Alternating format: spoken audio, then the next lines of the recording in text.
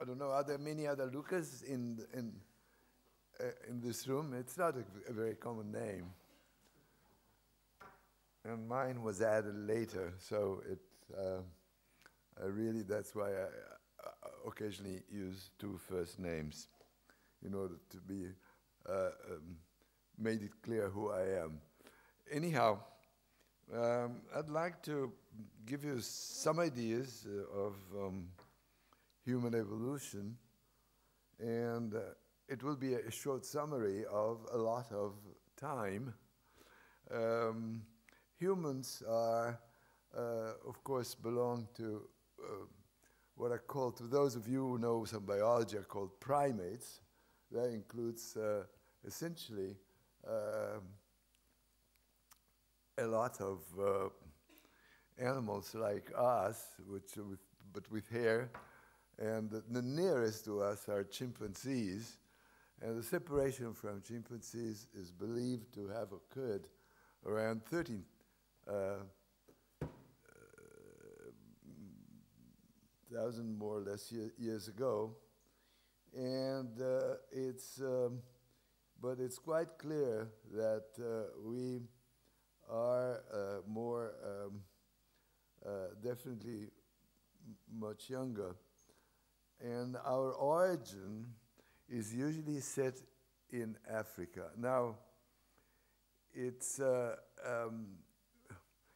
very difficult to say exactly where, although I think that many people think it was East Africa, somewhere, Ethiopia or places nearby, because there have been some archaeological finds. In fact, even East Africa has a lot of old, very much older people, and one of the best finds, archaeological finds, in fact, goes back to 3 million years ago, or two and a half, more or less, actually, which is an Australopithecine and Australopithecus afarensis. It's called afarensis because it comes from the region where the people who live there now call themselves Afar, A-F-A-R, and the Afar are all along the coast, starting from the coast of Eritrea. And I visited those Afar, and they're very nice people. And they continue along the coast down to the British Somaliland. Where exactly in Africa, it's something that in East Africa we would like to know. In fact, it's something that I am always hoping to start some new research because there isn't enough. But it's kind of difficult. You have to find some old hunters, gatherers. I suppose you're all familiar with the fact that we have been living for a very long time by hunting and gathering, and it is only in the last few thousand years that we have learned to produce food rather than using natural food. That is the agro-pastoral economy. The agro-pastoral economy started about 10,000 years ago in various parts of the world independently. Perhaps the oldest one was in the Middle East, and but there were independent origins of food production, which means agriculture or animal breeding. Both ordinarily are started together if there are animals to be bred, which are more difficult to find than plants to be cultivated. Anyhow, the other places where the agro-pastoral economy arose, other than the Middle East, are China and also Mexico. So the three parts of the world where there was completely independent origin of the agro-pastoral economy. Now, before the agro-pastoral economy, population density was very low because living out of hunting and gathering you have to rely on what food can be found in nature. And that is essentially some animals, not many, and those are more easy to find in forests. And there are not very many forests in the world, although there is at least quite a few where there still are hunters-gatherers in Africa. And in fact, I've been working with them. They are mostly in the tropics. There are two major forests in the tropics, one on the west and the other in the east, and they're both inhabited by African pygmies, who are among the few hunters-gatherers left in the world today. And African pygmies are, of course, small by stature, and probably that's an advantage living in forests, because you have to find your way in places where some of the passages are small, between one tree and the other. And they are extremely nice people. I really love them. And I think that we have a lot of things to learn from them. There are hunters-gatherers still alive in the world, but not very many. And among them, for instance, even in the north, Eskimos were until the beginning of, until the middle of the last century, still hunting, mostly, essentially living out of hunting. And now, of course, they've become employees of all the most modern establishments, most modern things that have been developed in Canada and in Alaska. So there are other hunters-gatherers in the world, but not very many. Pygmies are maybe altogether 100,000. I'm not sure. This is not exaggerated today. And they are all more or less making a transition to agriculture.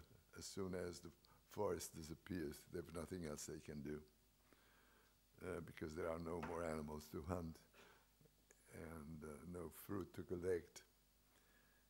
Anyhow, hunting-gathering has been completely superseded in most of the world by agriculture, beginning in those three places I mentioned, in some small part of the area and spreading from there, first in the area and developing in numbers. Now, the hunting-gathering allows population densities that are very low, so that at the time the agriculture started 10,000 years ago, the estimate of people on the earth was, just to give you some ideas, of the order of between 1 and 15 million humans. And today we are 3,000 times more. So this gives you an idea of what agriculture can do. It's entirely due to agriculture, because it is still the way in which we produce most of the food, a little bit from animals also, of course. The life until that time in hunting-gathering was very interesting in terms probably of sociology and psychology, and probably quite pleasant, so that they had developed, first of all, just to give you an idea of how our species arose, it mostly arose in Africa and separately, but around 60,000 years ago, there was one tribe, perhaps. A tribe ordinarily is made of about 1,000 people. This is the standard size of a tribe. And probably few tribes, maybe one even only, who were in East Africa. This is what people tend to believe today. And of course, these things can change, because we need much more archaeology than has been done so far. And this population from present known archaeology started spreading to the rest of the world about 60,000 years ago. And the first, in part, went to other Africa, even before 60,000 years ago, and some of them are still there. The first people who left East Africa went probably south. There's one region in Africa which is especially rich and pleasant, which is called the Rift Valley. It starts from East Africa and goes down to Cape Town. And this is where the first people started spreading about 10,000 years ago. And they formed two groups of people who are still there and are still mostly hunters-gatherers. Well, there are at least quite a few are still hunters-gatherers, but you know, it's not only where it is still possible to find animals to hunt. And there are two groups of them distinguished by a language, and those are the oldest linguistic families in the world. One is called Khoi with an H in between. I don't know how I should pronounce it because KH, I'm not sure I can even pronounce it. But, and the other is San. And so altogether they are called Khoi San. And the standard name, which is not the technical name, not the name by which they call themselves, are Hottentots and Bushmen. They're both in South Africa. And they are probably descendants, almost certainly descendants from the East Africans who went there between around 80,000 years ago from present archaeological data. Or even a little earlier, I'm sorry, because 80,000 years ago there was another migration to the rest of Africa from the same original part.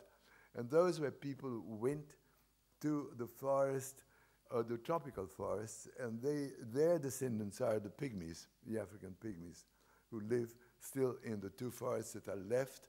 One of them is in Cameroon mostly, and the other is in the eastern part of Congo-Kinshasa. I suspect now it's called a slightly different way, but it keeps changing name.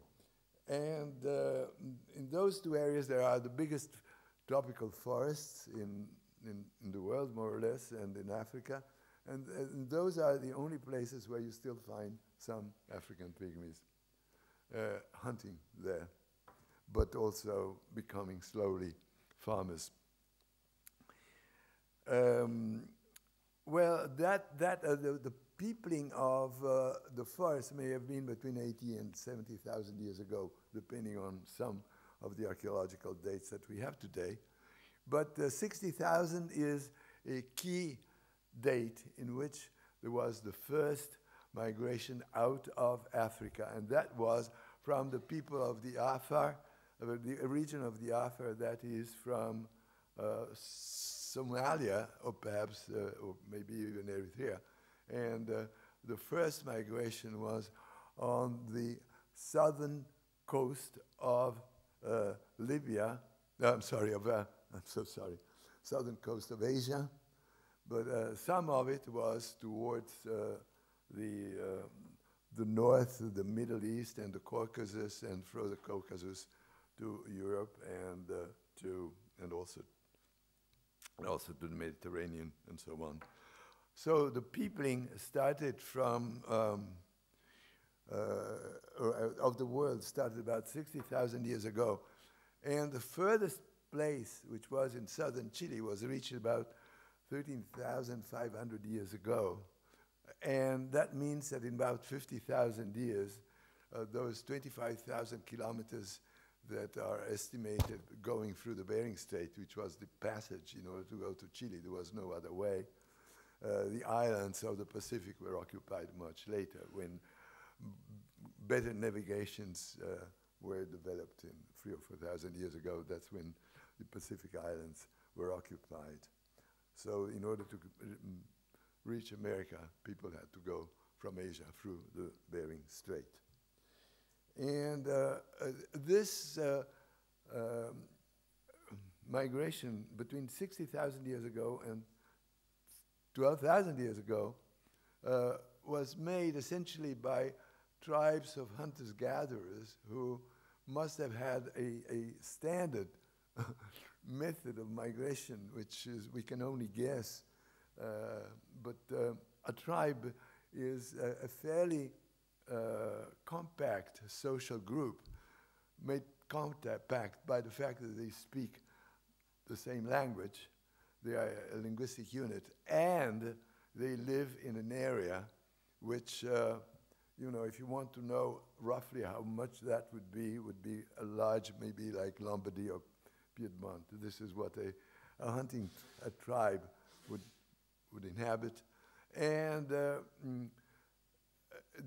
it's not, although more or less all the people of a tribe know each other and also can communicate because they speak the same language, it has some structure, and the structure is that people tend to live in hunting bands. Hunting bands are not very stable, but they do have some stability because there's a large component of related people, and then there are friends from other hunting tribes that may become. The hunting tribe is said in the literature to be made of 25 people, but in fact it varies a lot in size. And it moves around. And probably whenever a hunting tribe found a very nice territory away from the standard territory of the tribe, they may have started a new tribe, and probably this is how the world was settled. And today there would be a few thousand tribes of that size, as I said. Actually, the estimate of the number of people at the end of the beginning of agriculture was between 1 and 15 million in the whole world.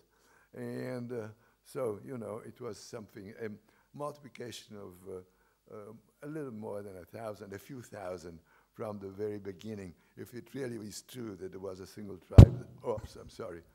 Hope I'm not scared you. Oh, I'll put them away. So I hope you can still hear me. Is that all right? Shall I keep them further down? Okay. Well, I'll be careful not to move my hands.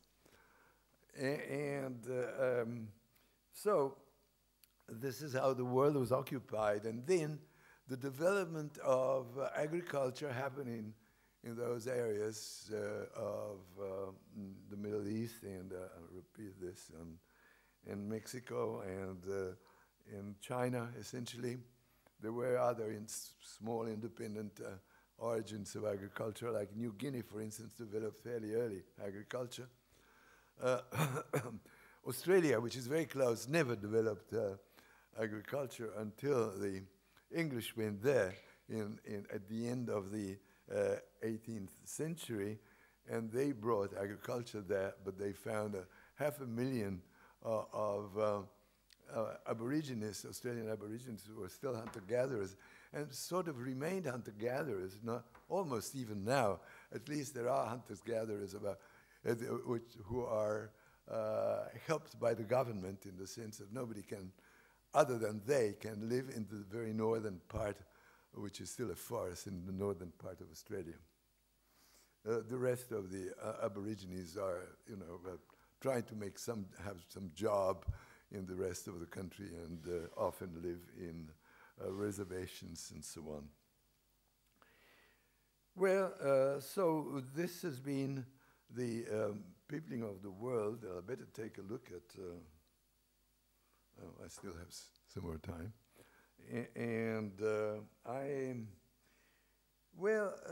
Agriculture multiplied the number of people in the world by a factor of 1,000 or more, so that by few millions, as we were at the time agriculture started, we now a few billions, just a factor of 1,000 more. And this is made possible by a greater production of food. In fact, production of food, because until that time, until agriculture, food was not produced. It was only picked from nature. Now, picking fruit is fine, and but of course picking animals sometimes is more complicated and takes techniques that were of course developed and quite sophisticated, and some of them are still there with the few hunters-gatherers who still live. The agriculture started developing in these areas and started as very small groups that started growing. And just to give you an idea, for instance, in the Middle East, the very first example of archaeological site that has some growth of local plants and a few local animals also is in the northern part, and is dated 11,500 years ago. It's a place called Abu Hurairi. And but then after that, the Middle East started having more places, and also southern Turkey, that developed, and especially along the rivers, the Euphrates and the Tigris, and they developed villages at the beginning. Of course, there was the farmers had a little house, and a few started cultivating around the house, but then villages formed. In fact, in the Middle East, people liked so much to live in villages that they made villages, and when they had made a village, and they didn't keep the village growing, but they grew the village in height by making houses on top of the old ones. And so there are a number of mounds in the Middle East, which are called tells, T-E-L-L, who are actually mounds made by one village on top of the other, which is now not in a village anymore, but there are still some that are still villages. For instance, in a city called Erbil, you can go. I went up to one of these tells, and I found there were some youngsters playing ping pong, and there was a police station, and a few other people who inhabited still there at the top, maybe 150 yards high. So this is how agriculture grew into villages and then cities. And 4,000 or 5,000 years ago, there were cities of some magnitude, up to even 50,000 people. And that, at that stage, of course, then there was a growth of countries, nations, and even empires. Empires started arising, especially when there was a major invention or novelty anyhow, which is domestication of the horse. The domestication of the horse made it very possible to build powerful armies, and so develop strong nations and have fights between nations. And for instance, Egypt was among the first, and of course, Egypt, the first pyramids in Egypt were built around 3,200 years before Christ, so about 5,000 years ago. This is really the beginning of civilizations, also in the Middle East, more or less at the same time, with the formation of cities and nations, because after all, Egypt started having the first dynasty in 3,300 before Christ, and then after that there were some 30 dynasties or so. Still probably is a dynasty, a kingdom right now, I'm not sure, but anyhow, it would be slightly different from what it was before. I suspect it's a Republic of Egypt now. Some good geographer probably could confirm that. So that's the way things started happening 3,000 years ago, 5,000 years ago in the Middle East, and again that spread around. And agriculture spread around by farmers occupying fields on the outskirts of the country that was inhabited. And so the spread of agriculture from these, in these free areas was very slow, and it took, so that it began around, with the beginning 10,000 years ago. Then there was a gradual growth, and the first cultivation, for instance, in England was 5,000 years ago. And there are some 5,000 kilometers by air between the Middle East and England. So farming spread at about 1 kilometer per year, because what was spread, those who spread were farmers themselves, bringing farming, and also I think mixing with the local hunters-gatherers, especially probably with women. If you are a farmer, it's nice to have 2 or 3 wives, because then the wives work your field, and so it makes money to have more than 1 wife. In fact, you have to buy wives, because they are considered, still now in Africa, you buy wives in farming places. And instead of having, so if you have women, with children, girls as children, they are money, instead of having to give them a dowry, which is expensive. You can sell them. So it's a different kind of economy. Well, so this is how we have had the spread of farming and the increase of numbers, and therefore we have come, well, now I have to tell you more about what happened after with farming and politics. And of course, this now brings us to modern history, which is a much more complicated history, because there's the strong stratification of society and the formation of very many specialties. Now, if you try to see what happened recently and what will happen in the future, the only thing I've seen that as predicted for the future is that there will be people who will go to other planets. Now, I'm not sure it will be easy. It's also possible to make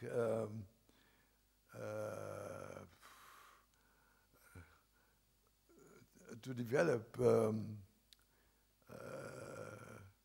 planets, new planets, starting with small things. And in fact, in a way, this is happening a little bit already in America, to develop big platforms that can stay above, stay in the air. And of course, you want to be able to return to Earth or communicate with the others, so that is entirely, demands a very complicated new technology, and but I believe it is being developed in the States, although I've not looked at it in any detail. It will take some time before this becomes really important. Well, otherwise, I don't know what to see. I don't think that I have years left to see anything really very different from everything I've seen during all my life. But some of the young ones of you will certainly see a lot of things that are completely new. And in principle, I suppose that I don't know if we have become happier or less happy. I would like to know your opinion. In fact, why don't I let you talk and tell me what is going to happen in the next in the next centuries. If you ever thought of that, because I'm unable to make any very good prediction. I hope you do. So maybe why don't I ask you to give me some ideas? Would you? Do you mind? Thank you. Please go ahead.